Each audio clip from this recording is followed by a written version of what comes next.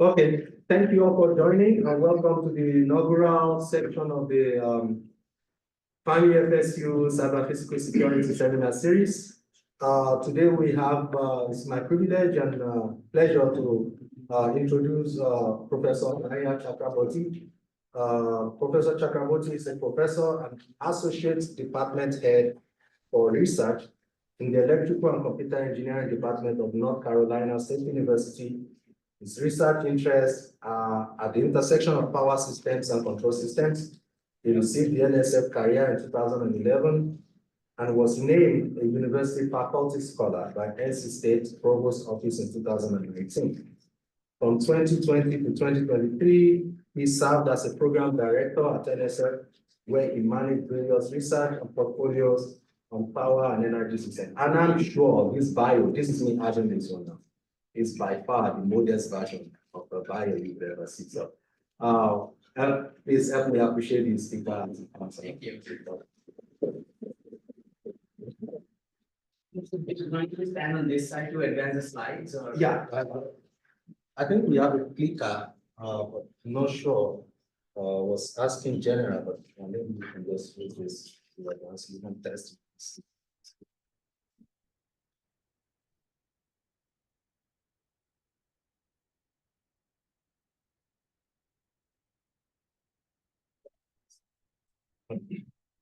Okay, great. Well, thank you. Thank you, Moses. And well, good afternoon, everyone. I'm so glad to see this is a pretty good turnout. So I'm very happy to see all of you show up for this seminar.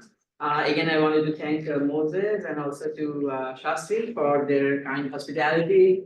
Also to the students who have been very receptive. So thank you all for giving me a very warm welcome. This is actually my second visit to FSU and also to CAPS because some of you may know that, actually there's a sign is over there.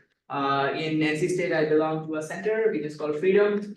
And one of the co-partners of Freedom actually is FSU and FAMU. So I made another visit to FSU like back in 2017 when a site visit was going on. So thank you for having me back. As Moses said, so I come from a combined power systems / control systems background. Most of my training has been in control theory. But then over the last 16, 17 years that I've been an academic, I've been applying various concepts of control and optimization in different applications in electric power systems. Majority of my work actually has been in transmission level power systems.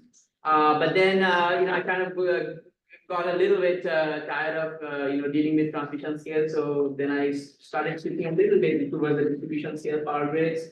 And for this talk, I'm going to focus more on the distribution level power system, more in the context of electric vehicles, which is another hot topic which is becoming more and more important in the power area. This is joint work with students. So the first author, the name of the first author is listed as my student, and also with a collaborator from Japan. So I'm acknowledging their names right at the beginning. And I wanted to make this presentation more interactive, so there's really no formalities. If you have any questions or any comments, please feel free to stop me and we can have a discussion about any question that you may have. So here is a brief outline of the talk. So first I will introduce the topic by telling you a little bit about the exponential growth in electric vehicles that we are seeing all across the country. And there has already been a lot of research in EVs, as most of you know over here as a part of CAPS. I'm sure that you deal with a lot of EV research. But majority of the research that has been done in the EV space, especially for integration of EVs to the power distribution grid, majority of the research has been in steady states, which means that people mostly look at how power flows will change or how optimal power flow programs or economic dispatch routines they will change when you have a lot of EV, or how you place EV charging stations in different parts of the grid so that you have fairness in the electricity markets and those kind of problems. But very little focus has been paid to dynamics and stability and control related topics when it comes to EV integration.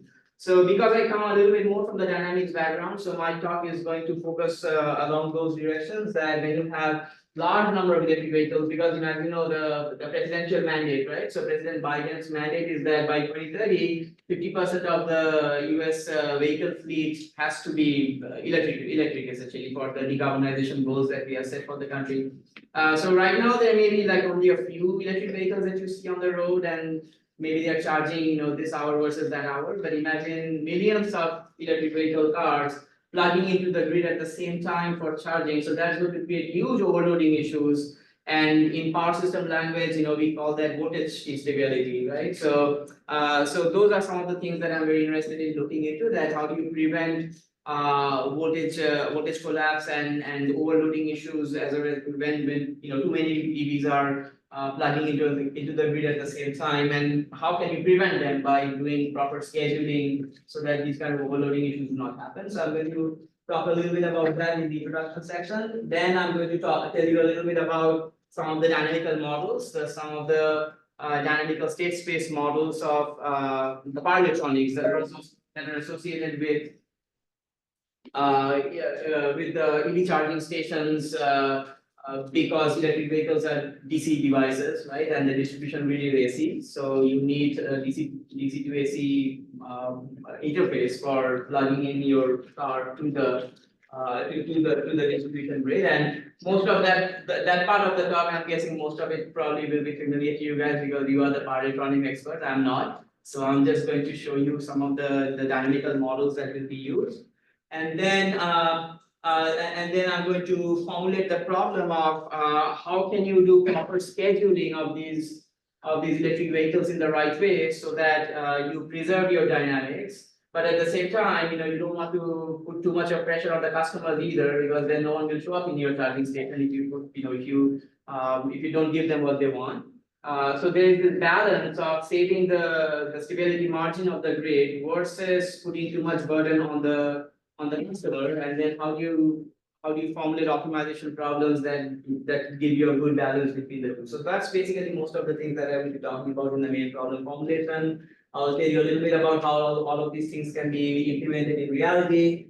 I'll show some simulation examples on IEEE prototype systems. And someone actually was asking me that whether it's only consumer-based EV charging or prosumer-based. So I just realized that I do have maybe like one or two slides on bidirectional charging, which means that the EVs are not only consuming from the grid, but also giving back charge to the grid. And in those cases also, like how the stability and dynamics get affected by bidirectional charging of EVs, and how can you prevent some of the adverse effects of those dynamics by proper control and incentivization. So I'm going to talk about that. And if there's time, so maybe I can also talk a little bit about majority. Is that happening because people are joining? Yeah. Oh, okay, that's fine. So sorry. No, that's all right. Yeah, it's just transient. I think after a while it will stop because it stopped. Unless there's also a sound when people are leaving. So,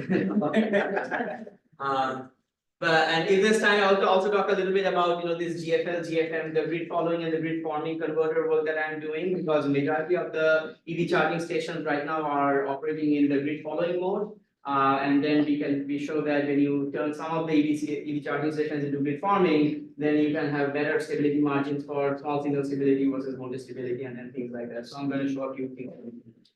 All right. So this is a motivational slide. So this is kind of showing some of the decarbonization goals and the reason why electric vehicles are becoming so very important for any country, especially the United States. So if you look at the carbon emission numbers, so when you have non-electric vehicles, then you have, like, for example, 350 to 390 grams per kilometer of carbon that's emitted into the environment. And then when you go into the electric vehicles, that number gets reduced by a significant amount. There's also like range anxiety, which often at least in the foreseeable past, it used to bother people from adopting to electric vehicles because the batteries were not very reliable. But compared to the old EVs, the new EVs are of significantly large battery capacities, as a result of which the range anxiety have reduced to a significant extent. In fact, I think one of the Uber driver I was Uber when I went from my home to the airport, And that was a Tesla, and I was asking about range anxiety, and he said that he almost doesn't have range anxiety at all because the batteries are so efficient. Especially with DC fast charging. Yes. The first one, the EV 221 to 255, it is assuming electricity is produced the way it is produced. Yes, exactly. Yes. But if it move to greener versions, It will be even smaller. Exactly. Yeah. So that's a good point actually. So right now these are like the solar, rooftop solar, Yeah. for them it's almost zero. And then with the DC fast charging, which is becoming, I'm guessing like it's, industrially speaking, it's becoming more and more popular. So you can get a, pretty good charging rate, like in 15 to 20 minutes, you can easily get like your batteries charged pretty quickly. So overall, these are the three main factors that have enhanced the growth of EVs in the United States. But the concerning issue over here is that how risky is deploying the high power DC fast charging stations to the legacy distribution grid, especially not just from the steady state power flow perspective, but also from the perspective of dynamics and stability and control. Okay, so that is a very ill-visited question, I would say. And those are some of the things that we are trying to answer, that when you have, again, I'm probably going to repeat this phrase quite a bit, that when you have millions of electric vehicles plugging into the grid at the same time, then how do you make sure that you don't end up having voltage instability or voltage volatility? So this is a little bit of a literature review or background study. So there have been like so many papers that are written on EV charging, right? There's actually an IEEE transactions, which is called the IEEE transactions of vehicular charging or something like that, right? So there's a dedicated IEEE society, which is the vehicular society essentially, right? And they have a journal of vehicle to grid integration. So IEEE transaction of the V2G essentially. And over the last 10-15 years, you will see that there are so many papers that are written on smart charging, which is a little bit more power electronics based, like how do you develop efficient power electronic circuits and devices that can enable DC fast charging. There has been a lot of paper on planning and assignment, meaning that, okay, so how do I solve optimal power flow, distribution scale optimal power flow at the charging station level, and then to the neighborhood level distribution level, and maybe to the city level distribution grid. So there have been these hierarchical methods that people have done for distribution grid OPF involving EV charging. And then there are some isolated works on small signal stability, but again, there's really no dominant framework that people have developed on how the dynamical model of a power distribution grid will look like when you have many charging points and like multiples of these EV charging stations, and a rather erratic and rather chaotic way of people, the cars coming in, plugging, and then cars going, plug out. So this switching mechanism that's going to happen, how is that going to stir some of the bad nonlinear dynamics of the power electronic circuit that you have, right? So that's one of the major questions right now. So that is something that I really want to look into. So here I'm listing the research gaps. So the EV charging stations or EVCS, they're always considered as a constant power load. If you ignore the dynamics behind the power load. Internal dynamics of the power electronics are often not considered, and only open loop response is to give attention to, and nobody wants to, and nobody has yet seen how any bad transients can be controlled by some kind of closed feedback mechanism. So these are some of the gaps that are existing right now. So these are the research questions that we wanted to ask. How may charging controls and their associated pricing may adversely impact the dynamical characteristic of the distribution grid? And also the power electronics people, that conventionally we use the PI type, proportional integral type control for this inner current layer and outer current layer control, right? So, if you have really, these hundreds of EVs having nonlinear characteristics, if you just, if you want to control them, then maybe the PI based control is not going to be sufficient, and then you need a little bit more advanced control. And in this case, to be honest, the highlight of this talk actually is not the control part, because for control, I'm just using a LQR, a standard linear quadratic regulator type of controller, to kill the bad dynamics of the pyrotronics of the EV charging stations. But I think the main point is that how do you design these controllers in sync with pricing strategies, and the pricing strategy will become clear in a little bit, in the sense that when I have more and more cars coming into the grid, I reduce the stability margin of the grid, right? So the number of cars or the amount of charge that is being extracted out of the grid is inversely proportional to the health of the grid, or to the margin of the grid. So if you want to increase stability margin, you have to give smaller amount of charge to the car, right? So I come as a consumer, for example, I come to the charging station and I ask for, I don't know, like 50 kilowatt hour, for example. But then what we are proposing over here is that if I give you 50 kilowatt hours, then the stability margin of my grid is going to be very bad. So instead of giving 50 kilowatts, I will give you 25 kilowatts, and the remaining I will compensate with some money. So that's where the pricing strategy actually is coming. And of course, I don't have, no EV charging owner will have thousands of dollars to just give to their customers just because they want to save the grid from collapsing. So there's also an upper limit on the amount of investment that I can make. So that's basically the optimization problem that I'm trying to formulate, that how do I balance the dynamic health of the grid, and at the same time don't end up spending a huge amount of money, so that I'm happy from the grid perspective, and at the same time I'm also okay from the consumer perspective. Okay, so that's the co-optimization problem that I'm going to present over here. And then on top of this co-optimization, I'm going to also design LQR type feedback controller through those inner the PI control loops that I have. And the design of the LQR gain will be it will be in sync with the pricing strategy that I developed. So that's why I'm calling it's as a co-optimization and not independently determined. Before going into the actual problem formulation, so let's talk a little bit about the circuits. Again, you guys come from a power electronics background, so I'm guessing many of these things are known to you. So of course, in any DC to AC converters, you will have the dynamics that kick in from the base lock loop. So that's one dynamic component that we are going to consider in our EV charging station models. If you look at the circuit above, so that's the point of coupling with the this side is the EV charging station, right? So that's the point of coupling with the rest of the distribution grid.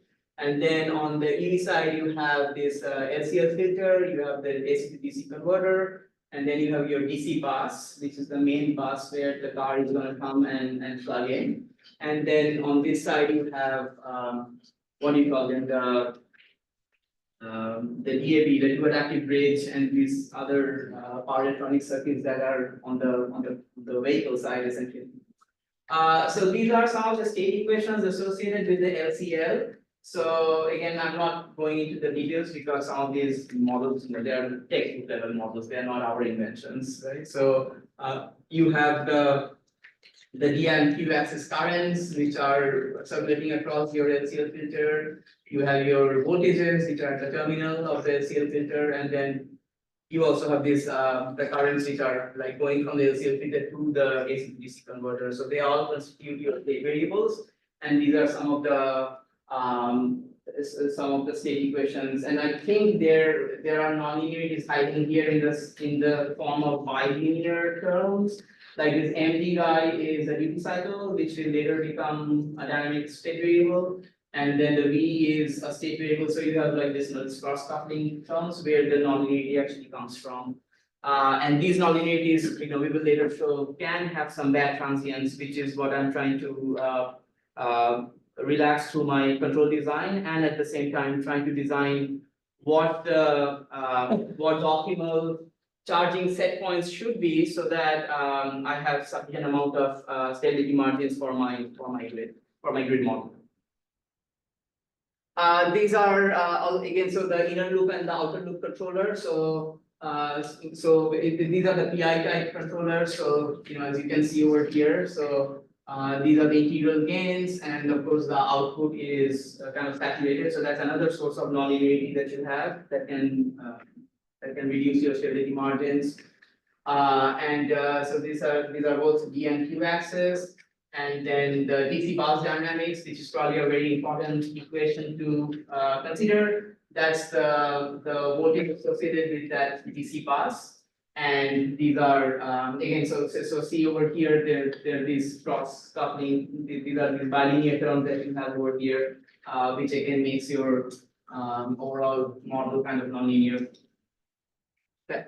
So and then the remaining is the power balance, right? So this is sort of the usual thing that we do in power systems, that individual elements are defined by differential equations, linear or nonlinear. And then the different components are coupled to each other by electric power flow, essentially, active power balance and reactive power balance, which makes the whole thing like a differential algebraic model. So this is the algebraic part that I'm showing over here, is that at the point of counterclocking, you will have the sort of like a you assume the transmission grid to be a constant power source, because that's very big compared to the distribution level. So you can imagine it's almost like a generator bus, which is the point of countercoupling. So you apply your power, the active and reactive power flow at the VCC, and then at the EV buses, and also the non-EV, there are also non-EV buses where there are like other kinds of loads, residential loads or something like that. So that's where just standard active and reactive power balance. So and then again, so if you have taken control classes, this probably should be fairly familiar to you guys, that I write all of the state equations in terms of like x dot equals to some function of f. X is the dynamic the state variable, y is sort of the algebraic variables, as we say, which are associated with the power flow equations. U is the control input. In this case, the control input is really just a additional auxiliary control input on top of the PI controllers that we have. And then alpha are the different model parameters. And then the second equation is the algebraic, the power flow equation, essentially. So then what we do is we convert this differential algebraic model into a completely differential model by eliminating the algebraic part. And then we linearize it across the solution of the power flow, right? So the power flow will give you the equilibrium, and then you take your dynamic model, and the dynamic model is nonlinear, as I said, and then you linearize that dynamic model around the solution of the power flow to get your small signal linearized model. Now, the important thing to notice over here is that, again, not at the expense of going into too much details, the important thing to notice over here is that the state matrix A, as well as the input matrix B for this small signal model, is parameterized by the charging demand from the customer, right? So, let's say, for example, if I am an EV if I'm an EV customer that is coming to the charging station for charging my car, and I ask for 50 kilowatts hours of charge, so that will go into the power flow balance equation, because that's the demand I have. And then when I determine the equilibrium, so that 50 kilowatt hour number will float through, and it will finally end up parameterizing this A and the B matrices for my small signal model, right? So the overall dynamic stability margins are strongly nonlinear functions of this IE star. The IE star is sort of the demand, or like the demanded current, or because the DC bus voltage is considered to be fixed, you can imagine that IE star is also a representative of the demanded power. So how much power you want as a customer will decide what my A matrix and the B matrix are. Again, as I said, that if you come to me with certain amount of demand, I cannot change your mind. But if you ask too much, then the eigenvalues of A will be terrible, and I will have a very weakly stable system. So that's why I'm saying that if you ask for IE star, and if I see that the eigenvalues of IE star are very bad, what I will do is that instead of IE star, I will give you IE star star, which is lesser than your demand. That will enable me to have better eigenvalues, but because because you asked for I star and I'm giving you I star, sir, I have to compensate you with some amount of money, right? So I cannot, I cannot just have a customer come in and not have the demand that they wanted. So I have to compensate for that financially. And the whole point of my optimization that I'm going to introduce in the next section is that how do I strike this balance between not corrupting the eigenvalues of my A too much and at the same time not spending millions of dollars just to satisfy you as a customer. So that's sort of the optimization that I want to do.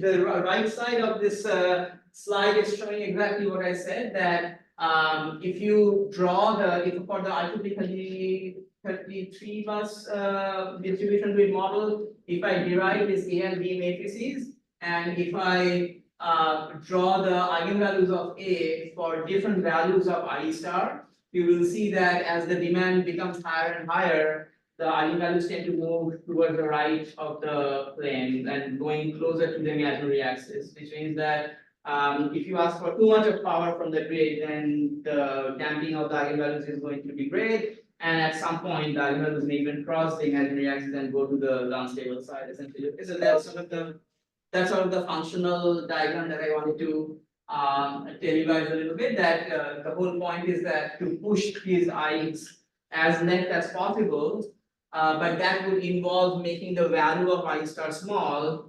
And if I make the value of I star small, then I'm going to make my customer angry because they want it for I star and I'm giving them less amount of power. So how do I strike a balance between keeping my customers happy and at the same time making sure that the grid does not have bad dynamics?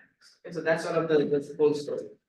And this is sort of the way that we are formulating the problem. So again, so the linearized model on the right hand side, as you can see, is the state equation which has A and B in it, and then I want to formulate the dynamical health or the stability margin part of the grid as a H2 norm of which is a typical thing that people do, like the dynamic performance of a dynamic system is often quantified by the 2 norm of the transfer function of the system. So this is how I'm defining a fictitious output, which is Z equals to Q xf plus R times U.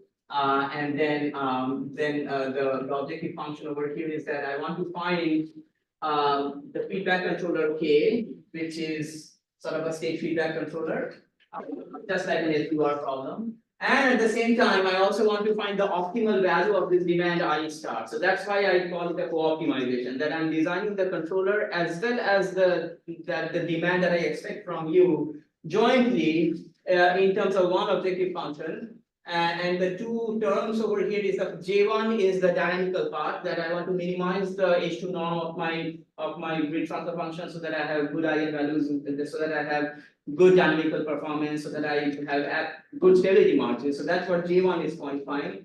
But at the same time, if I want to make J1 like too small, then I star will also become too small and will deviate a lot from the demand that you have as a customer. So that's the J2 is trying to quantify that gap, that I cannot make that too big essentially. Okay. So I want my I star to be as close to the demanded value as possible, while at the same time minimizing the H2 norm of my grid transfer function as much as possible. So this is sort of like the conflicting balance that I'm trying to capture through this optimization problem. And again, so just to remind again that the objective is not to just find the optimal value of I star, but also feedback controller U equals to Kx through the PI control loops of my current controllers, so that this controller will help me in achieving a good stability margin while not investing a lot of money to keep the customers happy. Okay, so that's why I pose the problem as a co-optimization problem of finding both the controller and the optimal set points together in sync with each other and not separately. Yes. Could you refresh my memory? The lowercase p, does that refer to the number of charging stations? Correct. Yes. Yeah.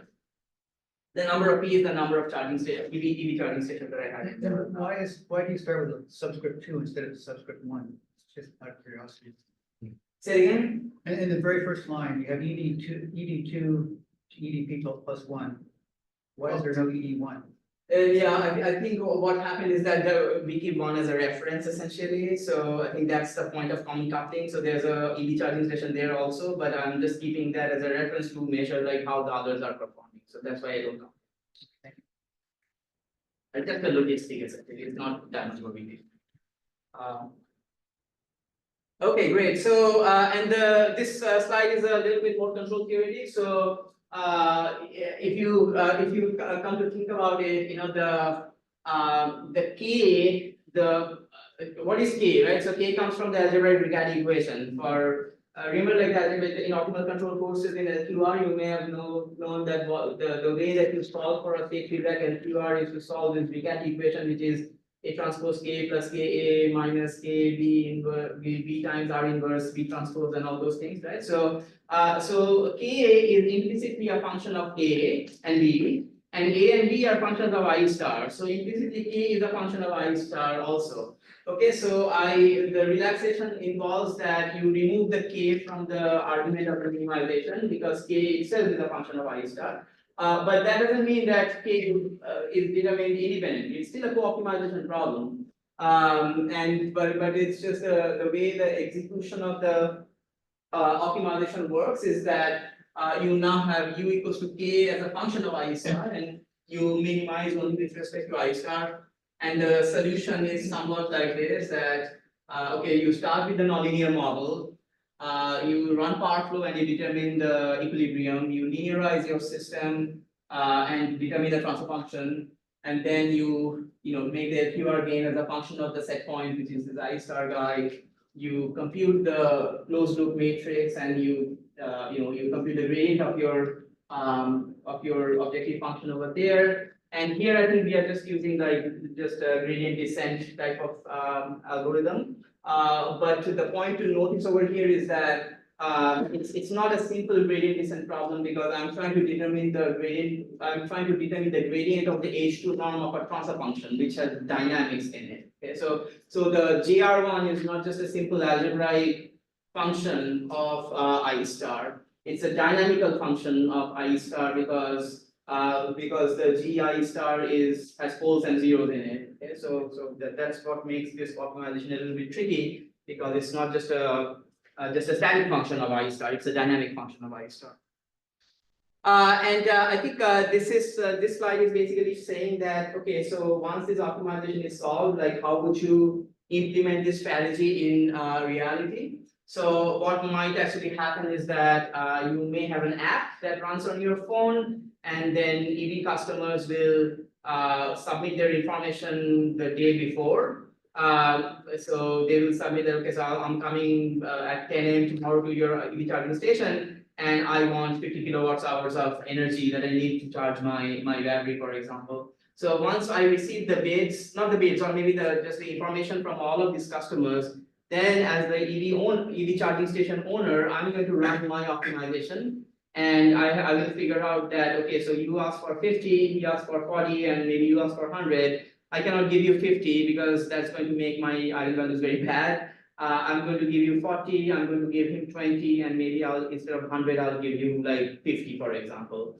But I'm going to compensate you with $20, I'm going to compensate you with $50, and maybe I'll compensate him with like $10 or something. Now, the way this thing actually works out, I mean, you may already feel a little uncomfortable that how can I give a customer a smaller amount of charge than what they demand? Like, no one will come to my EV charging station after that, right? So the way it works actually is that you do get your demand, but you have to wait a little bit longer.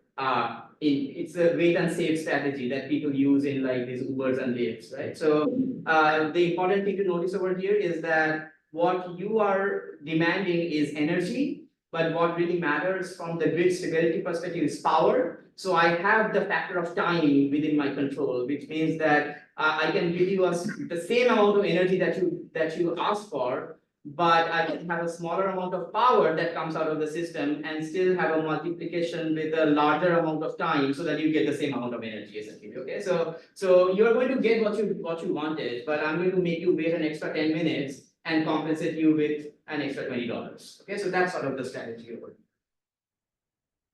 And that's why I'm saying that this incentive offer is designed using this wait and save strategy, which is similar to many of the rideshare applications which basically says that, well, I mean, I'm going to I'm going to transport you to your destination, but you're going to wait, you're going to have to wait like 20 extra minutes, and I'm going to compensate you with certain amount of financial incentives for that. Okay, so these are some results, I guess, and let me see. Let's say, for example, this is the case where I had like 3 EV charging stations. The first one asked for 50, the second one asked for 50, and the third one asked for 100. If since the VDC was held constant, the corresponding current demands are 62.5, 62.5 and 125 amperes. So these were the demands that were submitted by the customers. But because I also wanted to retain the dynamic health of my grid and improve the dynamics, I ran my optimization and I found out that instead of 62.5, I can give the first one 56.4, the second one 62.5, I can give 56.5, and instead of 125, I'm going to give 116. So I'm giving reduced amount of power or currents to each of these customers. And if I do that, the H2 norm reduces from like like 0.0015 to a much lesser value. So reduction of the H2 norm means that I'm getting more and more small signal stability essentially. And these are some time domain simulations that you can see that if I did not run my optimization, then every time a car comes in, then I would see the DC voltage to oscillate and fluctuate like the blue curve. But if I do run my co-optimization strategy to determine feedback controller K as well as the new charging set points I star, then the oscillations are completely damped and I see more of the green curve. But the price I pay is that I have to pay a little bit, some amount of dollars to each of these 3 people in order to go from the blue curve to the green curve, which means that that's sort of like the price of stability. That's the dollar investment that I have to make to save the dynamic health of my power grid. Aranya, Yes. you seem to be assuming a grid topology that you're trying to keep stable. What is that topology? This is radial. Yeah. So this particular example, the 33 bus system, I think is like really radial, I think, right? So but I mean the topology probably doesn't quite matter much because everything is contained inside the A. The state matrix is representative of like everything that's going on in the grid model. So So you're saying that if it was a fully connected grid, yes, it wouldn't make any difference? well, the characteristics will be probably different. So the amount of oscillations I'm getting or the severity of the open loop eigenvalues to be as close to the imaginary axis as possible. I don't know how that correlates with the topology of the grid. Probably meshed will be a little bit better compared to radial because meshed has more redundancies. So probably I won't have to spend too much effort in moving the eigenvalue from open loop to even more towards the left, because I probably will already have pretty good damping factors in the open loop case for a mesh system. But radial is, it doesn't have that much redundancy, right? So if one fails, everyone else fails also. So the open loop IX of a radial grid A will probably be worse compared to a mesh grid A. But the strategy doesn't change. So this is I think this table actually is probably a little bit better. So again, someone asked for 50 and I could give only 45.4, and then they have the option of agreeing to it or not agreeing to it by that app. So let's say, for example, if you agree to it, then I will make you wait for 5.5 minutes. So you have to wait an extra, you will get the same charge, but you will have to wait an extra 5.5 minutes. And in exchange of that, I give you $2. I mean, these are really synthetic numbers, but in reality, I probably will give you a little bit more, not just $2. Similarly, and same for that. And then we also have a certain number of simulations where we show when the customer doesn't agree to this strategy. So they say that I want 50, so that means I want 50. I don't want this extra $2 in exchange of giving you the flexibility of changing your grid characteristics. So you can have like a combination of these hits and misses essentially. So not everyone is going to be agreeable to the business plan that you have. So you will have to be ready for some of the customers not agreeing to your plan And in that case, I think the only way is bidirectional, like you have some other EVs which are putting the charge into your grid, as a result of which this, the I still remain the same. Yes. Have you considered raising the price if they didn't agree with the initial arguments? Say that you say wait 10 minutes and give 20. Was there ever a consideration for raising the potential price that you give the customer? No. I didn't quite understand the question. Was there ever the option to raise the price of what you give the customers? Did they initially agree with what you gave them? or no? Yes, I think that will depend a lot on the non-EV loads. Let's say, for example, the non-EV loads were, at a certain level when the bid was placed, and I told them that, okay, I will give you $20. But then when they actually arrive at the station, if the non-EV loads had also increased, then when I linearize my system, I see bad eigenvalues, very bad eigenvalues compared to what I had predicted yesterday, for example. As a result of which that means that I have to decrease the I star even more than I had anticipated. As a result, which means that you either have to wait a little bit longer, or I have to pay you, higher amount of prices, right? So that I think it depends a lot on how the other loads are behaving. If the other loads are fairly uniform and constant and don't change too much over like yesterday versus today, then I think this rate probably may be like fairly stable, and I don't have to change too much essentially. But that's a good point. Okay, so that's sort of the strategy here, right? And let me also show you some open loop versus closed loop transient response of, again, the DC bus voltages. When you have, I'm showing the eigenvalue plots again. So I think the ones which are like red, for example, so they're in the danger zone. When I don't apply, this optimization strategy, but then when I do apply this optimization strategy, these eigenvalues start moving a little bit towards the left, which improves my damping and also makes my system faster. And then the time response are shown on the right hand side that but when people accept, the green one is when they accept, so that one has the best response.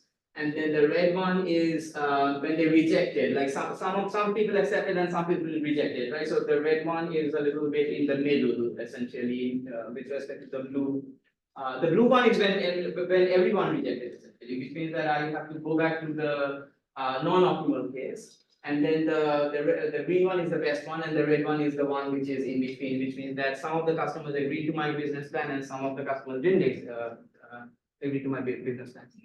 Let me quickly mention about the bidirectional. Is there any questions? Let me quickly mention a little bit about the bidirectional case, because I think there was a question about whether it's only customers or also prosumers, which means that some of the cars may be extracting electricity from the grid, but some other cars may actually be supplying electricity to the grid through their charging stations.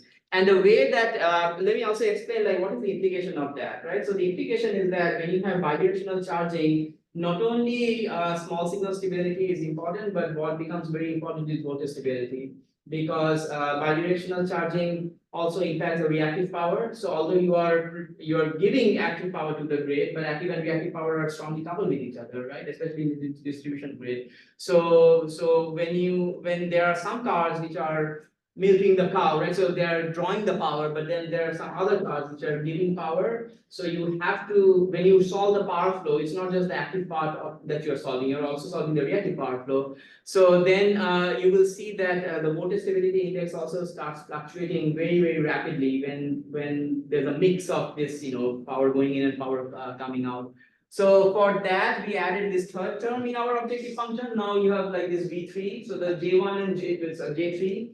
J1 and J2 remains the same as before. J1 is small signal dynamics. I want to improve by minimizing the two norm of my grid transfer function. J2 is the incentivization term, which means that I cannot be too far away from the demand. And then the third one is that the overall voltage stability metric of the grid should be as close to 1 as possible, because 1 is sort of the ideal value. And then the constraints remain the same, that you still have a dynamical state variable model to satisfy, and you're also trying to design a state feedback controller which is in sync with all of these optimal set points that you are generating. Yes. May I ask a question not directly related? Are the power electronics designed to discharge the car or put power back in the grid at the same power levels as the charging? Fast charging, I thought it's only one day, you can't really take that power out of the battery that Yeah. fast.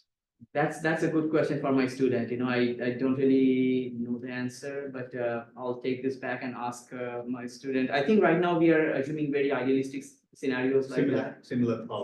Power levels, but if that's not the case, I think that can add a little bit more practicality to the formulation, so that's good.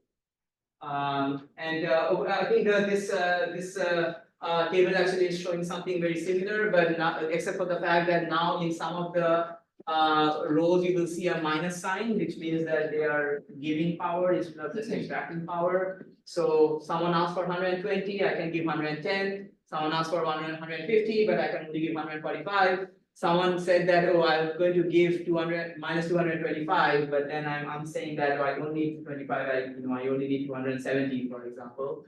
And in any case, I have to charge them money, which improves the H2 norm becomes better and better.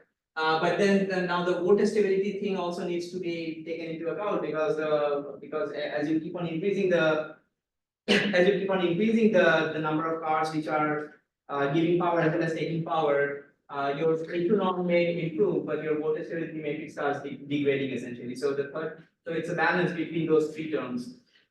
How good stability margin you have from the small signal perspective, how much money you are willing to invest in order to buy that stability margin, and at the same time, how do you make sure that your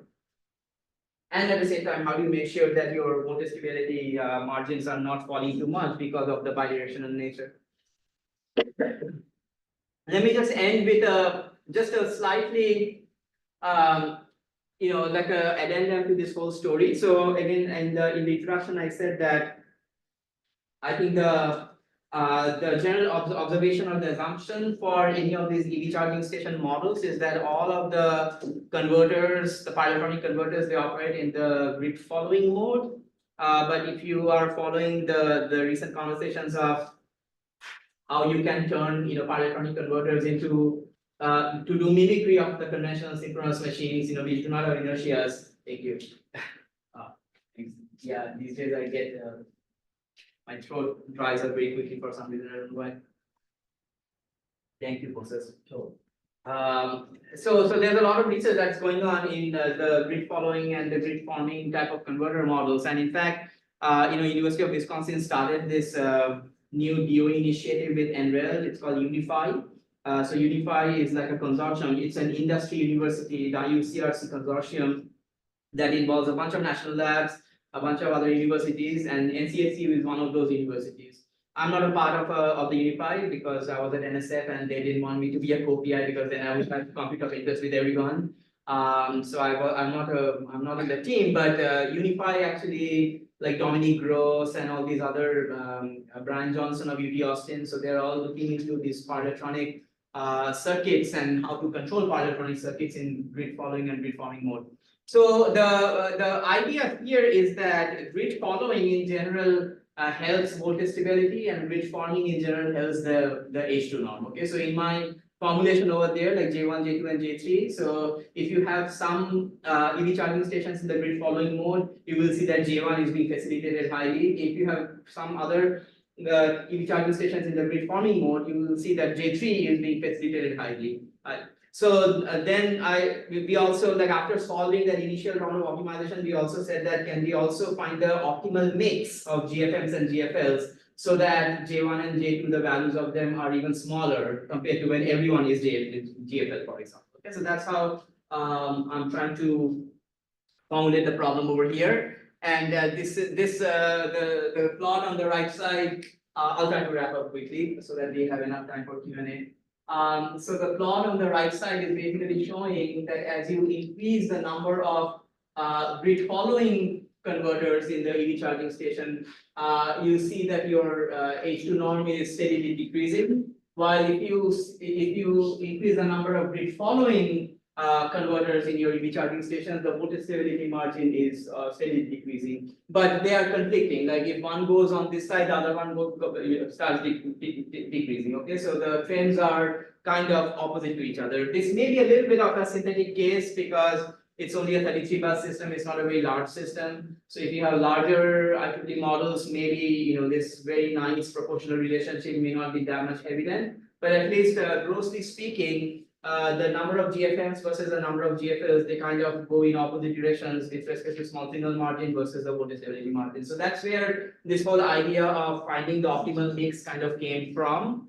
This is the sort of the two extreme cases. Like for example, if I have 100% GFL, if all of these 12, the P number of EBCSs that you were talking about, if all P of them operate in the grid following mode, then I have these three components, and the converter control configurations are different, so my A matrices will be different. The circuit configuration of GFL versus GFM is very, very different from each other. So when I linearize and find my the state variable model, the models will be different. Like for 100% GFL, I'm writing the model as M1. For 100% GFM, I'm writing the model as M2, and where M2 is A GFM, B GFM, and all that, while M1 is A GFL and B GFL. And then the question is that if I want to further minimize the value of my overall objective function, can I even further include S, the optimization variable, the choice of GFM versus GFL, can I also include that as a third optimization variable? So before I only had K and I star, right? So K was the feedback controller, I star is the optimal demand that I can give you in exchange of money and all that. And now I'm saying that not only that, but I'm also going to choose whether EBCS number 1 should be in the grid following mode and EBCS number 18 should be in the grid following mode, which makes it of course a binary optimization problem, which is harder to solve. The first one, actually, it's a non-convex problem, but it's still solvable because there's some local convex nature of the objective function and all that because of the H2 problem. But this one makes it harder because now I'm introducing these binary variables that, okay, you will be this, you will be that, and all that, right? So I don't really have convergence guarantees for these, but usually the binary optimizations are done pretty heuristically anyway. So we are using branch and bound, the simplest combinatorial optimization approach that are mostly used in the literature. So this is sort of the solution strategy for the branch and bound method. And this is, let me show some simulations that we have, right? So we tested our proposed combinatorial optimization based charging scheme in the modified 33 bus test bed. Modified really means that I think I may have changed some of the conventional loads, the non-EV loads that the 33 bus system recommends. I think we may have changed some of those, so that's why I got modified. The test bed operates at, so these are some electrical numbers that you were talking about. So the test bed is at 12.66 kilovolt, 33 buses, and supports a 3.715 megawatts non-EV load, which consists of industrial, commercial, and residential loads. And I'm showing some of the load profiles here. And then the P equals to 10 EV charging stations were distributed in these specified buses, as you can see. And then the question is that out of these P choices of charging stations that I have, depending on the location of these charging stations and the corresponding correlation to the dynamical model A and B, should this be GFM or GFL? Should this be GFM or GFL? Should this be GFM or GFL? So finding the optimal combinations of these that will give me the lowest value of my objective function that I had for the small signal stability, the pricing, as well as the voltage stability. Right, and then I think these are some of the simulation results. So the optimal mix actually is being shown as a matrix for the GFM versus the GFL for the 10 EV charging station. And I think what my student did was that so this is, I think, what kind of relevant to what you were asking. So as the non-EV loads change every hour, on the time, along the time of the day, the non-EV loads are changing, right? As the non-EV loads are changing, then the A and the B matrices are also changing because they all depend on the power flow essentially. So we actually ran this commutatorial optimization at every hour of the day as the other parts of the power system are changing. And you can, from what I understand, this switching actually can be implemented quite easily. It's not a very big deal to switch a converter from a GFL mode to a GFL mode. So depending on the time of the day, you may have to switch these converters, on and off from one mode to another to get the optimal result for the stability that you want. And I think the final result was that, in this particular case, it identifies 4 GFF control DBCs out of 10. So 4 will be in grid following mode, and the 6 will be in the grid. 4 will be in grid forming mode, and the remaining 6 will be in grid following mode to give you the best results for your dynamics and your transient stability margin that you have. And the same for the time domain results also. So exactly same message that I showed in the last slide, except for that now I'm actually doing a time domain simulation. So if you look at the DC bus voltage, you will see that the voltage responses become better.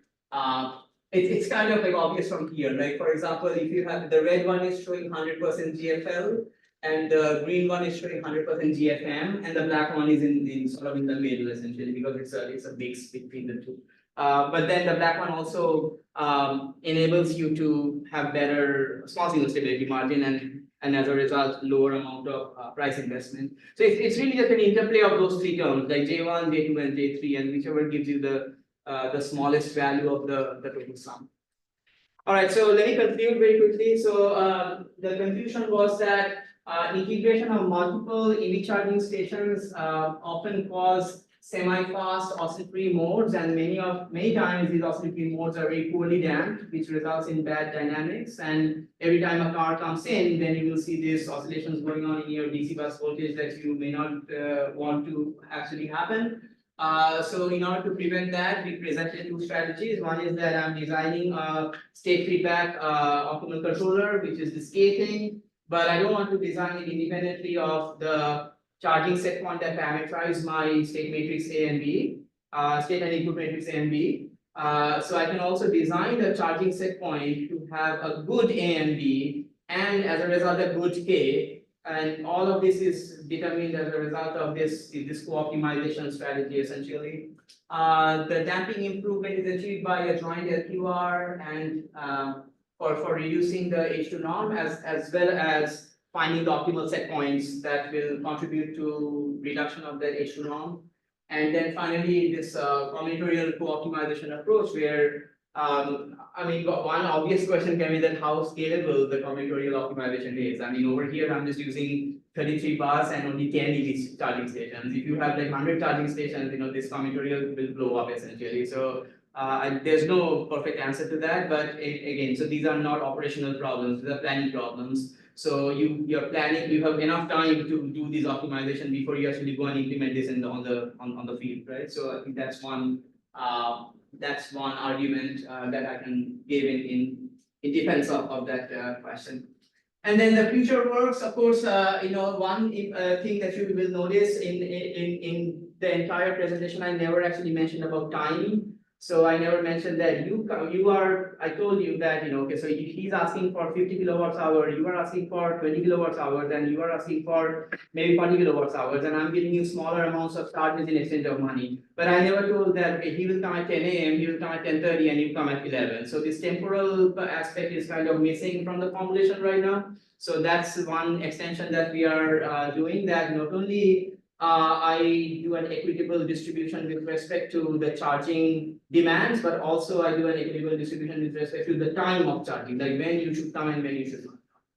And then the second one is probably of interest to Moses. The implementation of the LQR controller is U equals to K times X, right? And that U involves the control input of all 10 charging stations. X involves the state measurements of all 10 charging stations, which means that to implement it, the charging stations have to communicate with each other for exchanging states. for implementing, your X must come to me and I implement that through my view and all that. So there's an underlying communication problem on, hiding behind all of these results and all of this implementation. So and whenever you have communication, there's problems of security essentially. So if someone corrupts the data, then you can easily show that by proper corruption of these state feedback exchanges, you can fool the customer to believing, like the problem that he said, that I told you that, tomorrow when you come, I will give you $20 if you wait for 5 minutes. But, you can easily change that, by corrupting the state exchange data, you can easily corrupt that message by saying that, well, I'll give you $50 if you come tomorrow and wait for 5 minutes. And then the person arrives and he sees that he has been fooled essentially. Okay, so these kind of security problems can easily be formulated, and those are some of the future directions that we are interested in going. All right, so that being said, I did perfectly on time, so that's good. So with that being said, that brings me to the end of my presentation. I want to thank all of you again for listening so patiently. So thank you. If you have any questions, I'm happy to answer any Q&A now. And if you have any questions for me later, here is my email address, so please feel free to email me. I'm also showing my website where all of my publications and etc. are all listed, so feel free to check it out if you are interested. And that being said, that brings me to the end of the presentation. And thank you again for listening. Thank you. Thank you so much, Aranya, for your presentation. We'll open it to questions, and it seems like there's been a lot of chat going on. I hope. Oh, okay. Yeah, okay. That's okay. I was hoping it's not that we can't hear you. Oh, that would be devastating, right? If at the end of the presentation, someone said that we couldn't hear you, so then it's over. So I'll open it.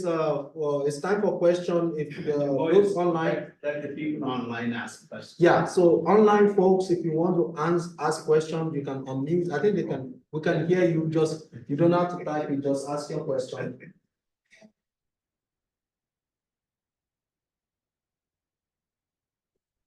I guess it's one probably. I hope it's not one of those things where you just Just show up your name, right? Yeah. Okay. Yeah. Do you have any questions on the floor? Yeah. Sure. Yeah, so, it's like, there's maybe also potential underlying gain problem. Yes. If someone wants to get more money and then they can ask for a great power demand and then they don't want that much power, but they just want some money back. That's right. Yeah. So, yeah, one thing that I was thinking is that, some of my previous works, not in this context, but on the transmission scale wide area control problems, we have looked into Nash bargaining solutions. Like, in the security papers, essentially, they use game theory, right? So, let's say you are making some kind of investment the attacker is making some kind of investment to attack the devices, while the defender or the parts system operator is making investment to save those assets. So where does the balance or the equilibrium happen? Right? So Yeah, I think it was Shaw just telling them that he's taking attendance. Yeah. oh, someone said very good job. Yeah. That makes me happy. That's the one that Megan sees the director. This is director. Oh, easy. Oh, that's very flattering. Thank you. Yes, I think I'm not an expert in game theory, but if you can formulate some game theory problems for me, then I guess we can write some papers together, I guess. So, thank you. Thank you very much. Thanks. Okay. Yes. Questions? Yeah. Yeah, so I have a question regarding the release that we have written about and or that dynamic equation. So you mentioned that for the general release and somewhere we have that. So what exactly that spatial release is about? Yeah, that's a great question. Yeah, I can send you the paper which shows the details of the derivations. So basically what happens is that the gradient descent algorithm in this case, usually in optimization, what happens is that, okay, so you have a static function of the independent variable and you compute the gradient of that function and you approach as the gradient moves, right? In this case, that function is not a static function, it's a transfer function, which means that there are differential equations hiding behind that essentially. So every time you compute the gradient, you have to satisfy your Ricard equation in terms of the state matrices and things like that. Okay, so that kind of makes it a little bit challenging, to figure out in which direction the gradient will move, because there are Lyapunov equations actually, not Ricard equations. So every the calculation of the gradient at every step comes with an additional matrix equation that you have to solve. So that makes it a little bit computationally complex. I also have a question regarding, not a question, but actually I'm very interested in what, okay, what we talk about the cybersecurity and Yes. you mentioned that you want to use the gas. Yes. So how do we choose that? Why is that the choice? Why?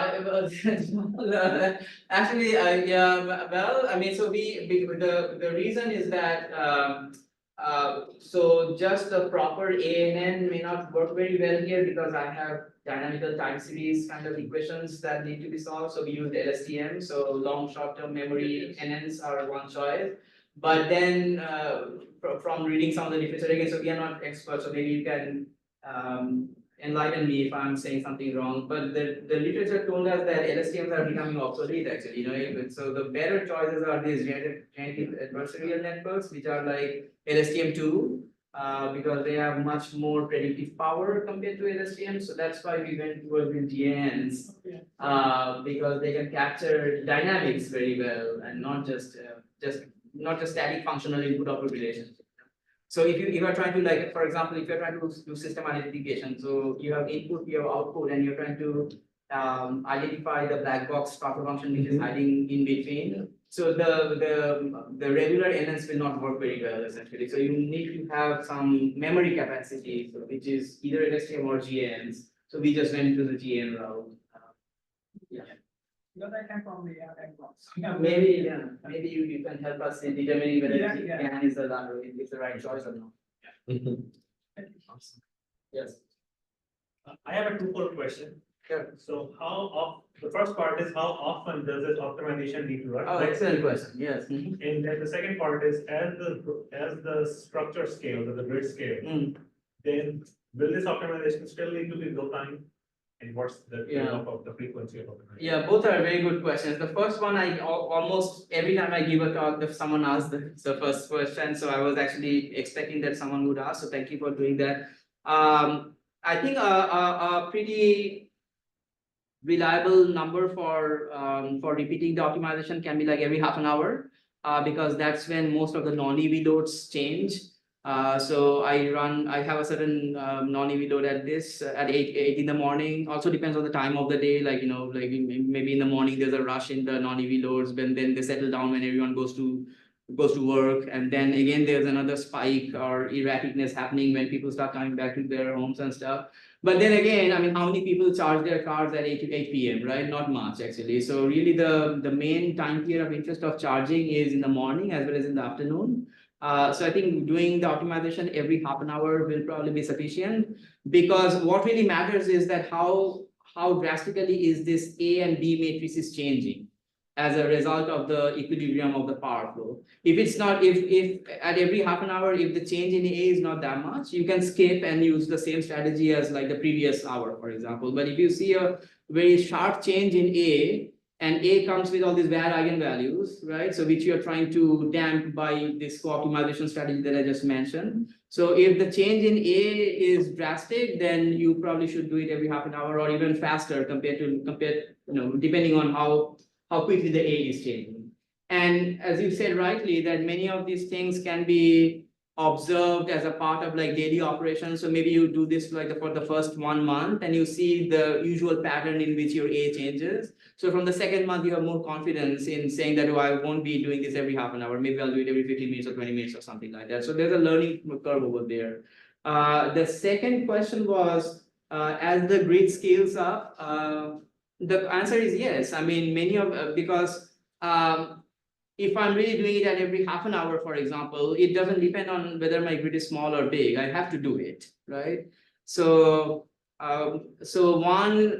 one possible solution can be that maybe you can do some kind of approximate partitioning of the grid, because distribution scale systems, unlike transmission, they are not very strongly coupled with each other across different neighborhoods or cities, for example. So if you are looking at the entire city of Tallahassee, which may be like very big, so maybe you can break them down into neighborhood 1, neighborhood 2, and neighborhood 3, and just do the optimization separately.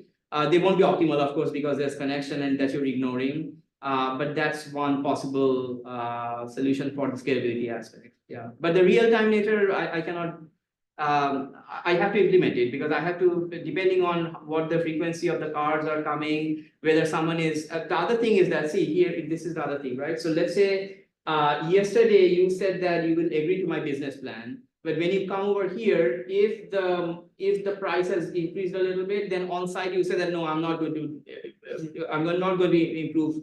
I'm not going to agree to your business plan. Then depending on that, I have to re-optimize again to find the best K because someone just declined essentially, right? So I don't think I can get away with the real-time nature of the problem. Real-time has to be there. Comes the stock market. Yes, kind of, yeah, almost, yeah.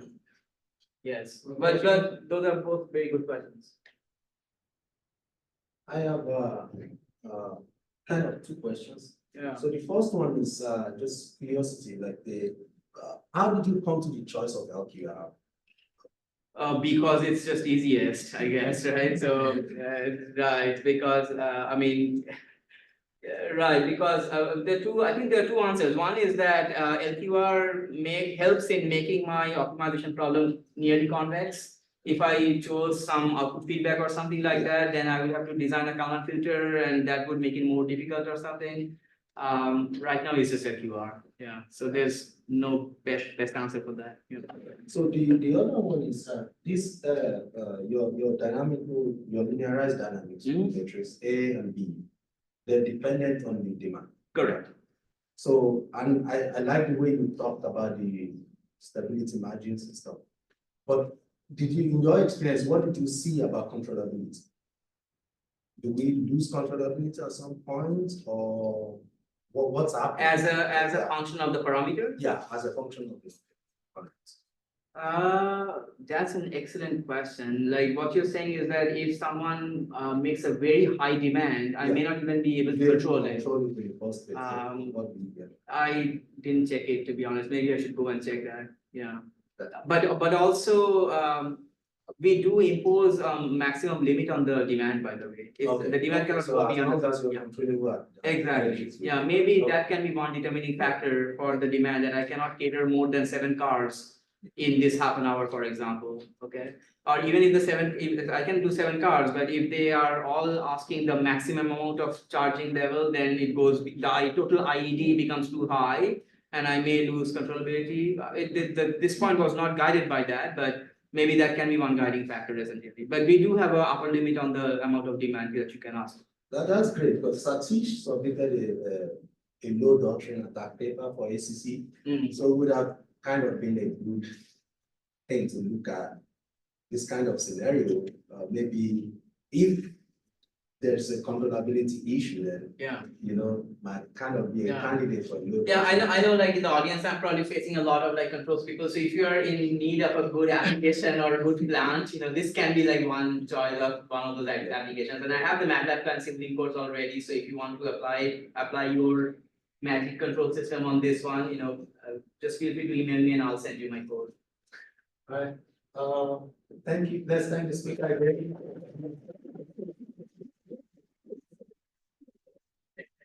Moses, we are continuing the session with students, but very informal. If you want, just chat with him, ask questions.